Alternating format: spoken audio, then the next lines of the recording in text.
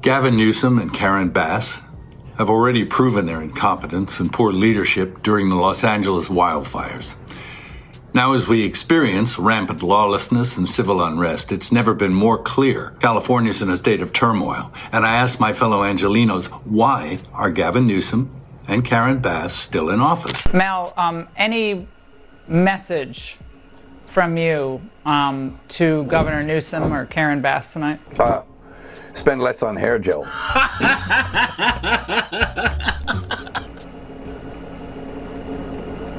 That's it. Yeah. You know, what can I say to them?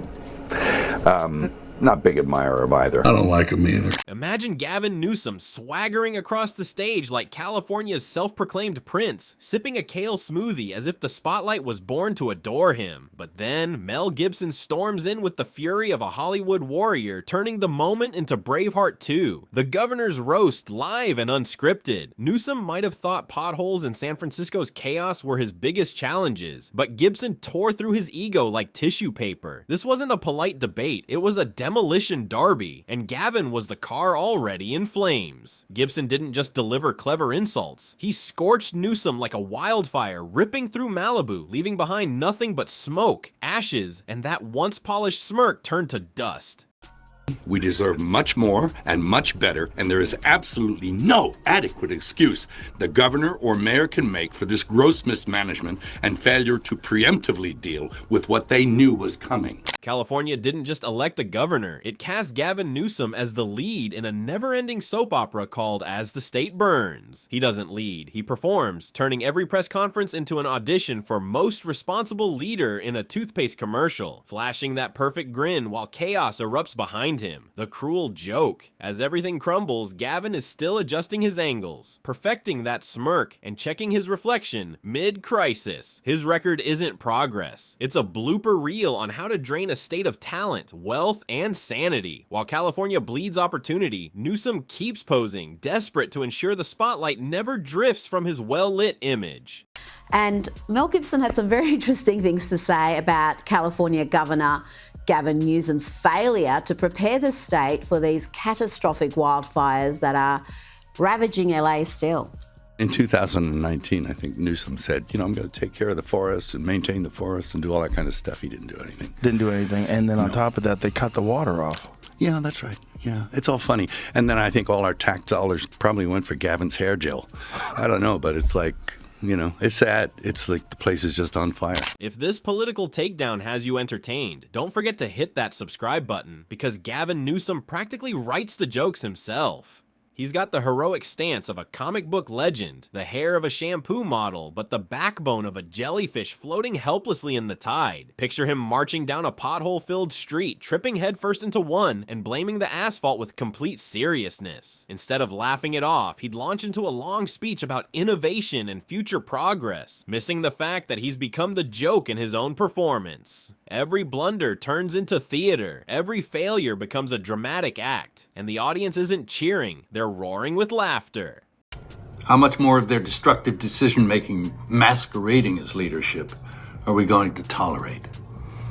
It's time to take back our community and our state and put the power and the privilege in the hands of competent leaders whose goals are to protect us and the way of life this nation was founded upon and promises to offer.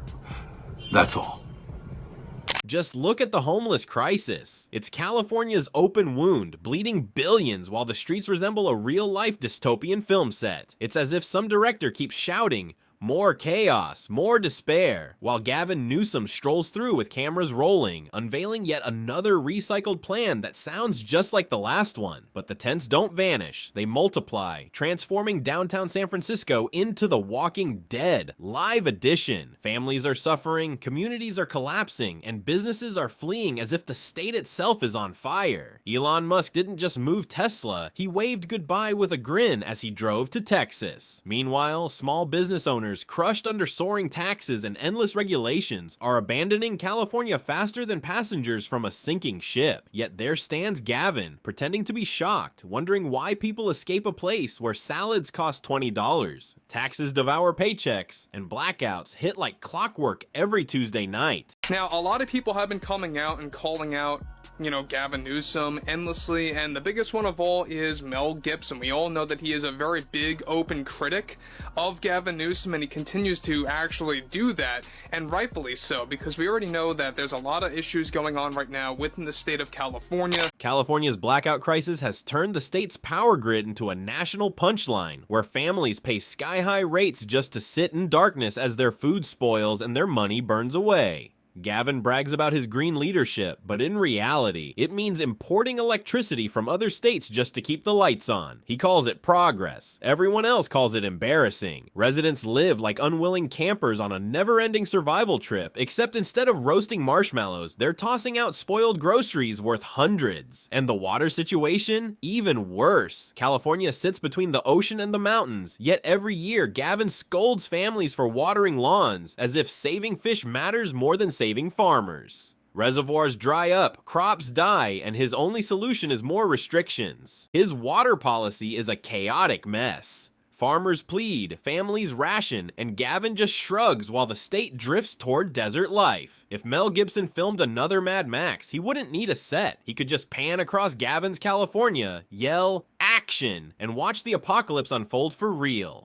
Gibson lost his house in these wildfires. And what you just saw there was an effort to recall the governor and Mayor Bass. Does his star power in this matter? It matters in the sense we're playing it now on national television on a highly rated Fox and Friends First show, and that has gone viral on social media. And meanwhile, the same day that Mel Gibson says what he says there, and he's correct on so many things as far as the management of wildfires, Gavin Newsom's approval on the handling of the wildfires is only 30%. Wow. Gavin Newsom's pandemic response was a disaster that exposed his hypocrisy in full view of the nation. While millions of Californians stayed locked inside, businesses shut down, and children stared at frozen Zoom screens, Gavin behaved like the rules were only for everyone else. Families canceled weddings, funerals, and holidays, yet their governor was caught dining at Napa's most exclusive restaurant, sipping fine wine while the rest of the state struggled.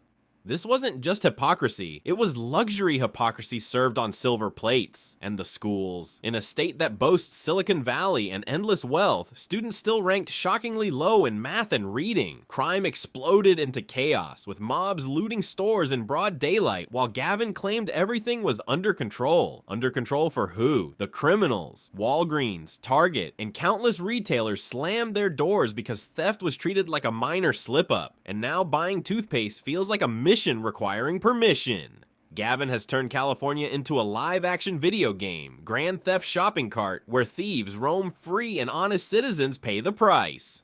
And Governor Gavin Newsom and LA Mayor Karen Bass, well, they were also suggesting that LA was under control. They had it covered while, of course, LA was essentially burning. And they've been blaming Donald Trump for all the chaos in LA, while Gavin Newsom has been trying to emerge as the strong leader of the Democrats as he eyes off the presidency in 3 years' time. But actor Mel Gibson has spoken out, blasting the governor and the mayor, rightfully so, for their disastrous leadership. Housing in California stands as the crown jewel of Gavin Newsom's disasters, a nightmare so intense that ordinary families can barely dream of owning a home anymore. Young workers pile into cramped apartments with multiple roommates well into their 30s, while families squeeze into overpriced rentals that swallow their paychecks whole. Gavin's grand solution, another vague, affordable housing promise that vanishes faster than a campaign ad after election season. He cuts ribbons on flashy new projects with only a handful of units, pretending it's progress, while millions remain trapped in debt and despair. It's like solving a flood with a bucket, yet Gavin still struts around like a man auditioning for the presidency, convinced the rest of America wants a nation that looks like San Francisco, where stepping over needles and paying $9 for coffee during a blackout is the norm. His so-called leadership is nothing but a blooper reel dressed as a campaign video, and putting him in the White House would be like hiring the captain of the Titanic to run the Coast Guard. The irony is painful. Every failure he creates is spun into success. Every blunder rebranded as bold action. Gavin could fall into a pothole and call it infrastructure reform, because in his world, failure isn't failure. It's just another act, and Californians are stuck paying for the show. If I were giving the governor advice, I'd say, don't be so overt that people can see the wheels turning. The obvious question would be, well, you've been governor of California for 6 years. You were lieutenant governor for many years before that. When did you have this epiphany? Right. You know, and the answer is when he found that the Republicans could weaponize the issue. Gavin Newsom struts with the swagger of a Hollywood star, turning politics into his own red carpet spectacle where the lighting and camera angles matter more than leadership. Under his watch, California isn't governed. It's produced like a low-rated Netflix drama, overhyped, overpriced, and abandoned halfway through by frustrated viewers. He parades as the nation's moral guide while living in a bubble of contradictions, condemning big oil while cruising in motorcades, preaching climate justice while jetting across the country, and lecturing on inequality from inside palaces fit for royalty. He's not a governor. He's the poster boy for hypocrisy. And when wildfires strike, burning millions of acres and destroying lives, Gavin appears like a clueless extra in Smokey the Bear, the sequel, posing for the cameras with his practiced look of concern. Every summer, Californians brace themselves for fire season like it's a blockbuster release, because tragedy is guaranteed, and Gavin's response is another press conference, not real change. Families lose everything, towns turn to ashes, and still, Newsom manages to pose like he's shooting a fashion spread while California literally burns behind him. We have to do a better job. We need competent, good governance. Now, that doesn't mean you can't criticize the governor of California for, I think, some very bad decisions over a very long period of time. I mean, some of these reservoirs have been dry for 15, 20 years. The fire hydrants are being reported as going dry while the firefighters are trying to put... Under Gavin Newsom, California's budget has become a black hole where billions vanish with no explanation, while residents face some of the highest taxes in the nation. Gavin handles money like a child with Play-Doh. It looks impressive for a second, then half disappears, and the rest gets smashed into the carpet. Every year, Sacramento brags about a historic surplus, yet the money evaporates while streets crumble, schools sink, and crime skyrockets. If California were a movie, it wouldn't be a comedy or a tragedy. It'd be Money Pit 2, Sacramento edition. And then there's Gavin's Green Dream, banning gas-powered cars by 2035. A wild fantasy for a state that can't even keep the lights on today. Imagine plugging in your electric car just to find the grid already fried. Welcome to Survivor, Los Angeles. Brought to you by Newsom's policies. The hypocrisy burns bright. The same state preaching about carbon footprints imports coal power just to survive. And good luck trying to build a home. Between the endless fees, zoning traps, and red tape, families go broke before the first brick is laid. Gavin pretends to be shocked when housing collapses, but he's the one who designed the maze. He's the referee, the obstacle, and the heckler all at once, while Californians are left footing his impossible bill. And look at Gavin Newsom. He tried to do this, was it a radio show or podcast, whatever he tried to do. Now he's busy trolling on social media, and it's cringe, it's falling flat. I'm sure they'll come after me now, who cares? Because Donald Trump is one of one. Only he can do what he's done with social media, with podcasts, in the way he's done it. 900 rallies and counting. Let's talk about gas prices, because in California, filling your tank feels like signing up for a mortgage. Texans fill up for the price of lunch, while Californians practically need to auction off a kidney just to hit half a tank.